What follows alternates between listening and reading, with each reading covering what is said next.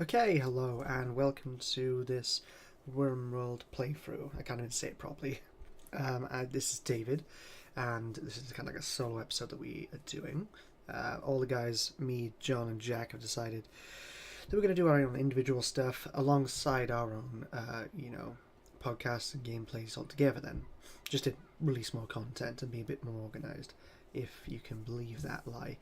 So, yeah, I decided to do RimWorld because I like this game a lot. It's got so much detail in it, and just the whole thing of it is just an amazing concept.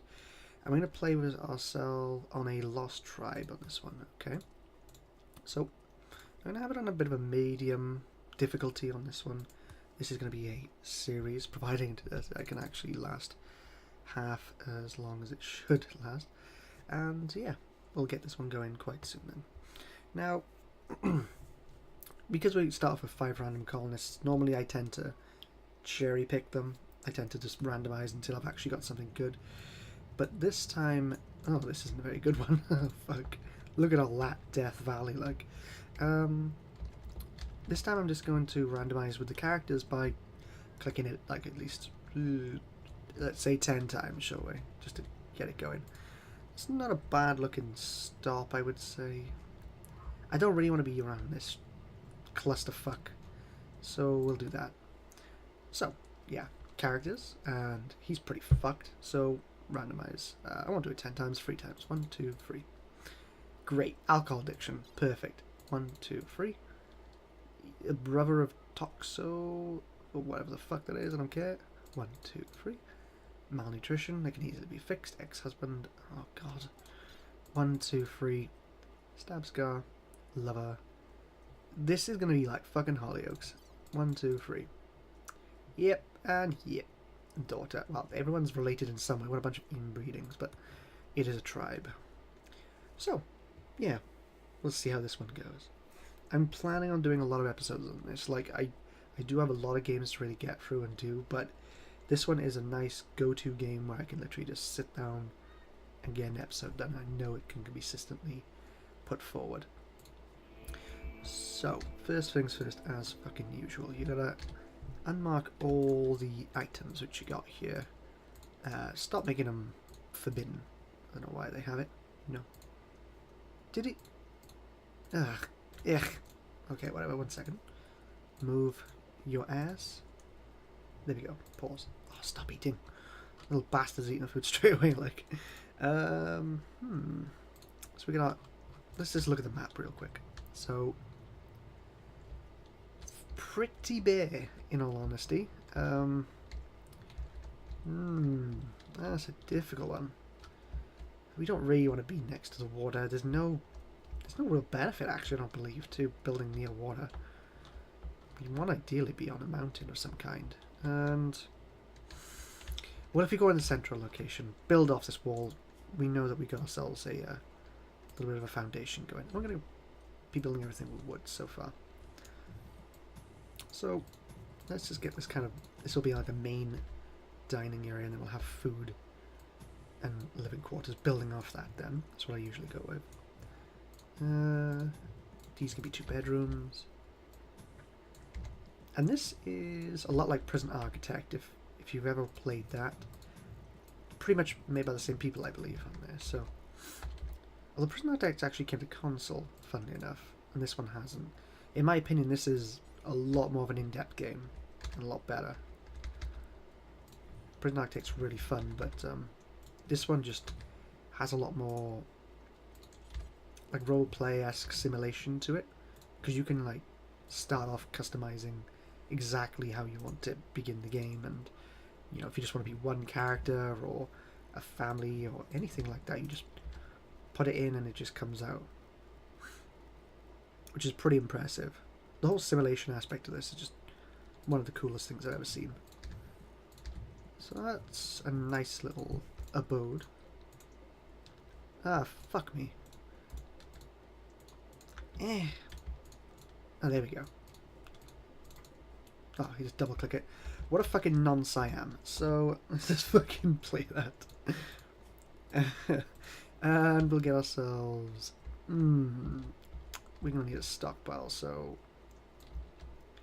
to put a massive stockpile back here just so I really don't have to fucking worry about it. Then I'm constantly running out of stuff usually whenever I do this, so at least that way then I know I'm not going to have to worry about it. There we are. Massive stockpile, everything's happy. Now, with this game, there's two kind of ways to win. There's kind of two end games. You don't have to do these, but they originally just had one. So the first one was that you essentially have to build a spaceship to take off from the planet using all the resources and you know, items you can find and mine. And before, it was literally just a map you got. This was it. But now with the updates, you can actually travel all around the planet, which I thought was really cool. They introduced this quite recently, I believe. And this second half of what they've added is to allow for a second ending, essentially. So later on in the game, it gives you the option to move to a specific location where an, like, essentially ship is going to pick you up and your teammates. But that does require you then to get prepared where you are, and then move to location, build up, hunker down again, get ready, move again. You can't do it all in one go. You know, it takes time to transfer from one to the other. So that's the ending I'm probably going to want to go with on this. So that sounds like the hardest, in all honesty, because the other one is literally just do the research tech tree, get all the way to the you know, the ship components right at the end. It takes a while, and then just build the ship. You gotta fend off like literally fucking everything in the meantime, and be really good with trading and constructing and all that other noise. But to me, that's pretty straightforward. You don't have to really do a lot to think about that one. Whereas with the one where you gotta move, there's a lot to think about, because you're not only changing biomes, you're essentially picking up everything you've just built and then rebuilding in another location multiple times, which is pretty damn hard. So, fuck, I really didn't want to put that there. So yeah, that's the ending I'm going to go with. Now I know John said he wanted to do this, and Jack maybe, but he gets annoyed at things like this quite easy, so he'd probably get like a crit situation and be like, oh well, that's that episode done, that's fucked, okay, bye. This was Jack, okay, fuck you. And then that's probably how that episode would go. John, on the other hand, he'd probably do a new colony every episode, I would say. He'd get bored. Whereas I like to stick with it and just, if things get fucked up, they're fucked, and that's it. You know, I play the hand I'm dealt, pretty much, you know, when it comes down to it. So, hi guys! They're fucking probably gonna giggle at that analogy, but whatever. So, I think we're doing alright so far. Everyone's kind of just fucking bumming around. I don't really know what to do. Yeah, this is the one. So, another part to this game, you can assign who does what and who works, for instance. Now, for instance, he automatically is going to pick the best people to do what. So, this guy, he's the best on our team at cooking. 5 out of 20. He's the designated cook. But, if there's a high workload, you can just click on everyone to do that job. Same here with construction. Look at this fucking shit. There was only one person designated construction, and I wanted to do so much. So now I've just clicked everyone, and now they're all going to do it. It does mean that it does take a little longer, and potentially can have implications, like for instance with construction, if they have low skills, it wastes resources. You'll see probably one of these guys being like construction failed eventually, and then they need to get another chunk of wood to fix that shit. Other times as well with low food skills, that's a bugger because people can get food poisoning. So it's really, you gotta be careful.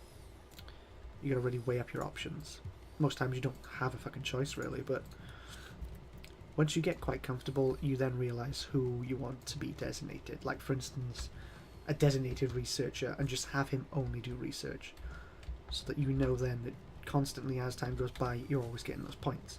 Put a researcher to do cleaning and research, likelihood is going to be running around cleaning all the buildings without even doing any research, which is the important stuff. So that's one of the really cool parts of the game as well, is just really working out who's best at doing what.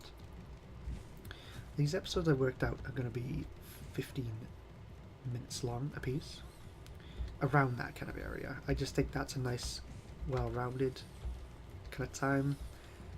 There's no kind of uniformity to it. I'm not really going to stick to that, religiously, but as a kind of goal to set with. I think that's a nice one to aim with. Now, we got 5 people. I'm going to build up 4 beds.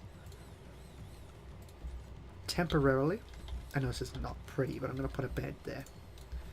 I will move that. But this is going to be the main location where research, food, play, all that kind of stuff goes on.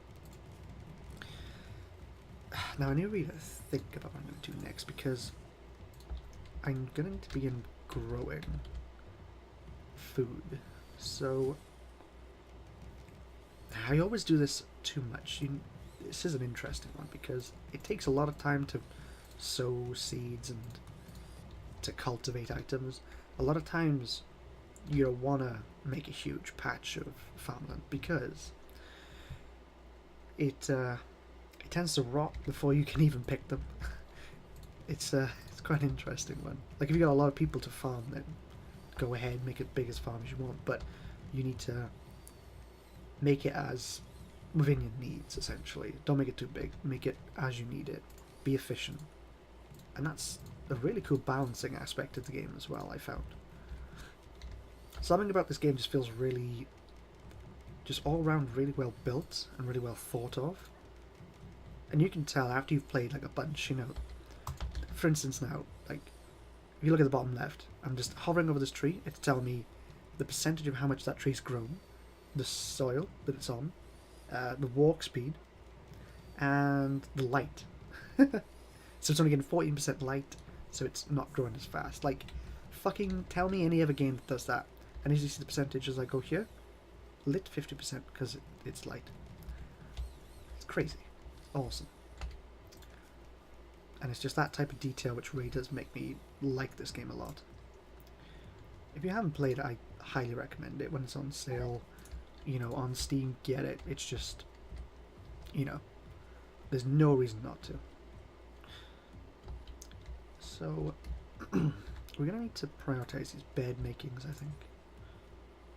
Don't have materials. What a load of fucking wank. Let's just get ourselves a massive chop wood. There we go. Tidy. Got 2 beds that are not getting fucking built. Like, we need that down.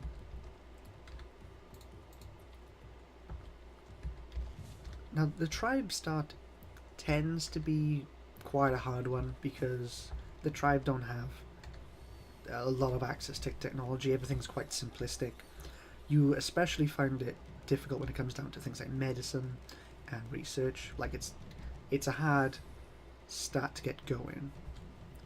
That's definitely fair to say. The other types of starts are like colonists, where you have free spaces essentially, and they crash land on the planet. They have access to a lot more type of default tech, which is going to give you a bit of a speed boost at the start, but because it's low people, you tend to run into problems later down the line in that regards. Now, I want to make sure everyone's got a weapon of some kind. And you can see this base is not the best so far, but when it gets finished, this is going to be a decent all-rounder, I would say.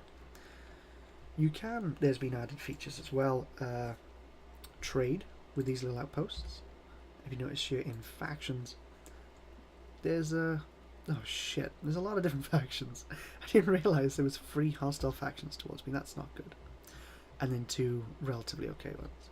You can improve this, of course, but that's going to be a fucking problem because these guys don't like me. These guys don't mind me. These guys don't mind me. These guys don't mind me.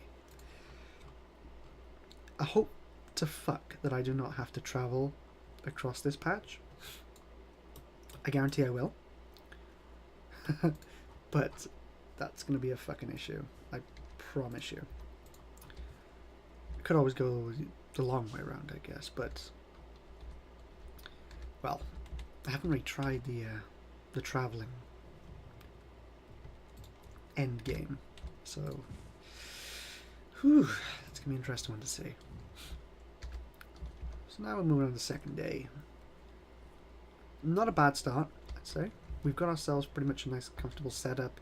Food's growing, items looking good. Now I'm going to start getting a scheduling for everyone. So at 8 o'clock, everyone begins work, and they work for 3 hours. Then 2 hours of rest, then another 3 hours of work. And they stick to this for the most part as well, providing they're in good psyche. After that, then we're going to have 3 hours of joy. And finally, another 3 hours of work. Not bad. We're going to change that, I guarantee. It's not going to be perfect, but that's a decent start. And if you can't tell already, just from the little parts which I've just been doing in this first episode, like I said, it's in depth. It's ridiculously in depth. You can even get to the part where you can just, you know, just be like, oh, I'm just gonna like amputate one of my fucking followers' legs just for the lulz, and then replace them with fucking robot legs. I'm just gonna harvest this prisoner's organs and then sell them on the black market. You can literally do that. Crazy, crazy stuff. Oh, major break. Why are you unhappy, bro? Oh, he's really unhappy. Starving. Fuck. Well, I'll fix that. So, this has been the first episode. I'll be back, and hopefully we can fucking fix whatever the Christ is going on here.